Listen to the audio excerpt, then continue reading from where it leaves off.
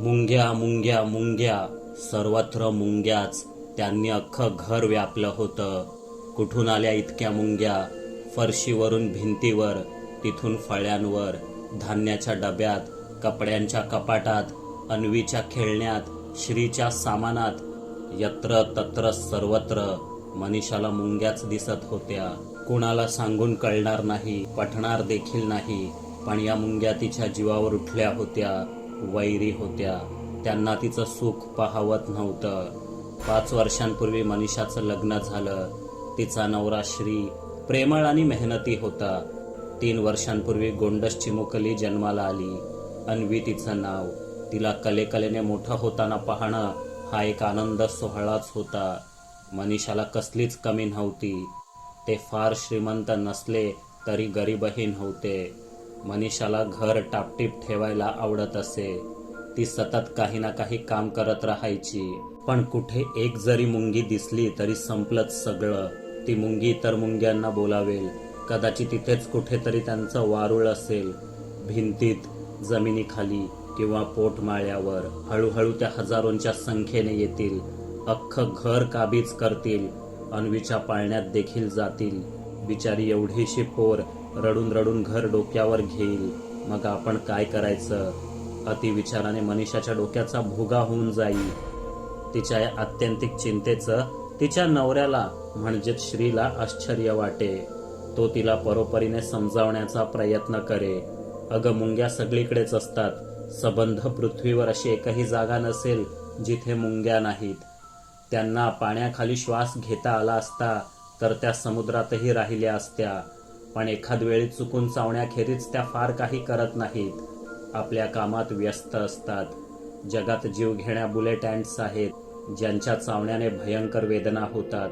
क्वचित एखादा अशक्त मनुष्य किंवा लहान मूल दगावूही शकतं. पण त्या मुंग्या दूर तिथे दक्षिण अमेरिकेत आढळतात, तेही घनदाट जंगलात. आपल्याला त्यांच्याकडून कसला धोका? तुझी भीती निराधार आहे, असं श्री सांगायचा. पण मनीषाचं समाधान होत नसे.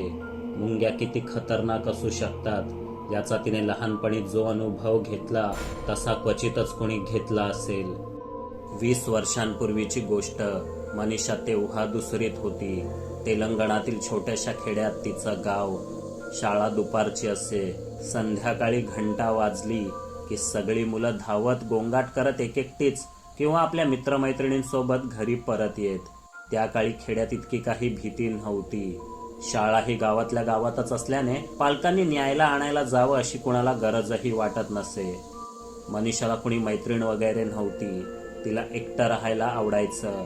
शाळा सुटली की बाकीची पोरं धुमाकूळ घालत घरी जात. ही मात्र सर्वात शेवटी रमत गमत काऊचिवशी गप्पा मारत एकटीच घराकडे निघे. शाळेपासून 10-15 मिनिटं चाललं की दाट आमराईतून मनीषाच्या घरी जाणारी एक पायवाट होती. फक्त 5 मिनिटांचा रस्ता. इथून जाताना मनीषाला थोडीशी भीती वाटे. कारण अंगाखाली काळीशार दाट सावली घेऊन बसलेली ती झाडं कधी कधी तिला गोष्टीतल्या राक्षसांसारखी वाटत. तिथेच एका झाडाखाली पायवाटेपासून जरा वर मुंग्यांचं मोठं वारूळ होतं. त्याची रचना अशी होती की दुरून ते मातीच्या किल्ल्यासारखं दिसायचं. एकदा तरी ते जवळून पाहावं अशी तिची इच्छा होती. आज ती अनावर झाली आणि मनीषा वारुळाच्या जवळ गेली. आधी तिने ते हातभर अंतर राखून लांबून पाहिलं. मग धीर वाढल्यावर जवळ जाऊन काठीने ढोसून पाहिलं. 1-2 मुंग्या बाहेर आल्या आणि कावऱ्या बावऱ्याहून इकडे तिकडे पाहू लागल्या. जणू शोधत असाव्यात की कोण त्यांचं दार वाजवून गेलं. मनीषाला फारच गंमत वाटू लागली. तो जणू एक मातीचा किल्लाच आहे आणि त्या मुंग्या इवल्याशा शिपाई असं तिला वाटू लागलं. बाल सुलभ बुद्धीने ती आसपास खेळू लागली, धावू लागली, काड्या पाने आणून वारुळाला सजवू लागली. पण अचानक एका दगडाला ठेचकाळून तिचा तोल गेला आणि ती वारुळावरच कोसळली. ते ध्वस्त झालं. माती विखुरली. मनीषाला फारसं लागलं नाही, पण एकाएकी हाताला असंख्य सुया टोचल्यासारखं झालं. तिने तो वर करून पाहिला. असंख्य लाल मुंग्या तिच्या हातावर चढलेल्या. त्या कडकडून चावत होत्या. मनीषाने हात झटकला तरी त्या चिटकून राहिल्या. हळूहळू तिच्या संपूर्ण शरीरावर त्या सरपटू लागल्या, दंश करू लागल्या. इतक्याच काय मानेवरही चढल्या, चेहऱ्याला चावू लागल्या, केसात गेल्या आणि कानातही गेल्या.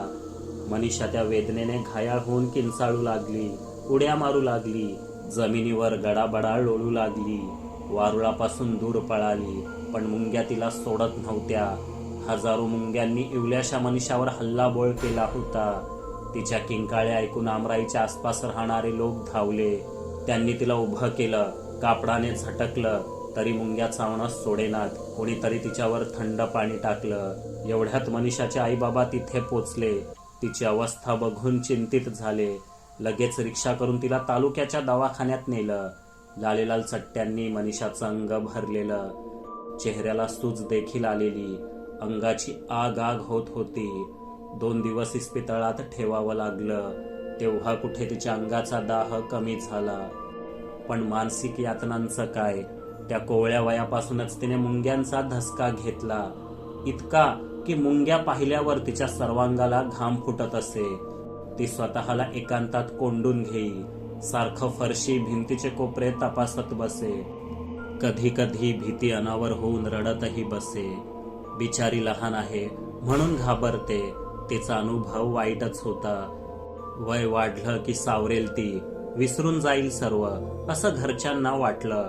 पण कसलं काय, वाढत्या वयासोबत तिची भीती सुद्धा वाढत गेली. उलट जसजशी ती जाणती झाली तसतसं मुंगी किती भयंकर प्राणी आहे यावर ती ठाम झाली. कुणी तिची भीती निराधार आहे असं म्हणालं की ती वाद सुरू करायची. वाघ, सिंह, बिबट्या, हत्ती हे रानातले सर्वात मोठे आणि शक्तिशाली जीव. पण एक मुंगी या सर्वांना सुद्धा जीव नकोसा करू शकते. हजारो मुंग्या एकत्र येऊन तर त्यांचा जीव देखील घेऊ शकतात. पण हे प्राणी त्या मुंग्यांचं काही वाकडं करू शकत नाहीत. मग आपण माणसं काय करणार? आपल्याकडे ना तीक्ष्ण दात, सुळे, ना धारदार नख्या. शेवटी तिची ही मुंग्याबाबतची निष्कारण भीती बघून मनीषाला मानसोपचार तज्ज्ञांकडे नेण्यात आलं. त्यांनी सर्व ऐकून घेतल्यावर हे प्रकरण मिरमेकोफोबियाचं असल्याचं म्हटलं. या आजारात मुंग्यांबद्दल विनाकारण भीती वाटत राहते. त्या आपल्या जीव घेतील असं वाटतं. काही प्रकरणांमध्ये तर मुंग्या आपल्यासोबत बोलत आहेत, धमकावत आहेत असंही वाटतं. मनीषाचं समुपदेशन करून घरी पाठवण्यात आलं. खेड्यात कुठे आलेत आधुनिक उपचार वगैरे. आजाराचं निदान झालं तेच खूप होतं. यथावकाश मनीषाचं लग्न झालं. कन्यारत्न प्राप्त झालं. काही दिवस ती ठीक असे, पण मुंगी दिसली की मात्र तिला पॅनिक अटॅक येई. पूर्वी त्या मुंग्या फक्त आपलाच जीव घेतील असं तिला वाटायचं, पण आता आपल्या मुलीचाही जीव धोक्यात आहे असं तिला वाटू लागलं. आणि त्या दिवशी घराची सफाई करताना लाल मुंग्यांची एक जाडजूड रेघच पोटमाळ्यावरून खाली येताना दिसली आणि तिच्या काळजात चर्र झालं. नवरा कामावर गेलेला, लहानगी झोपलेली, घाबरलेली मनीषा दुसऱ्या खोलीत जाऊन बसली. तिला नैराश्याचा जबरदस्त झटका आला. बोलायला, समजवायला आसपास कुणीच नव्हतं आणि त्या भावना वेगात तिने नको तो निर्णय घेतला. नवरा श्रीच्या नावे एक चिठ्ठी लिहिली. मला माफ कर श्री, मी या मुंग्यांसोबत आणखी जगू शकत नाही. अन्वीची काळजी घे. आणि हो, शेजारच्या मावशींचं डबाभर पीठ देणं बाकी आहे ते विसरू नकोस. आणि तिने स्वतःला संपवलं. एक अध्याय संपला. काही लोक हसतील, चेष्टा करतील, हे काय मरणाचं कारण झालं असं म्हणतील. पण मानसिक रोगांचा विळखा भयंकर आहे. अशा रोगाने ग्रस्त रुग्णासोबत काय घडतंय याची आपण कल्पना देखील करू शकत नाही. म्हणूनच या व्हिडिओद्वारे आम्ही मानसिक आजारांबद्दल जनजागृती करण्याचा प्रयत्न करतोय. आपल्या आसपास असं कोणी असल्यास त्यांच्याशी बोला, धीर द्या, त्यांना खालील हेल्पलाईन क्रमांकाची माहिती द्या. जय हिंद, जय महाराष्ट्र. सुपर थँक्स बटनाचा वापर करून तुम्ही आमच्यावरील प्रेम व्यक्त करू शकता. कथा आवडली असेल तर लाईक, शेअर आणि सबस्क्राईब करायला विसरू नका. लवकरच पुन्हा भेटू. तोपर्यंत पाहत रहा आपली दुनियादारी आणि स्वतःची काळजी घ्या. जय हिंद, जय महाराष्ट्र.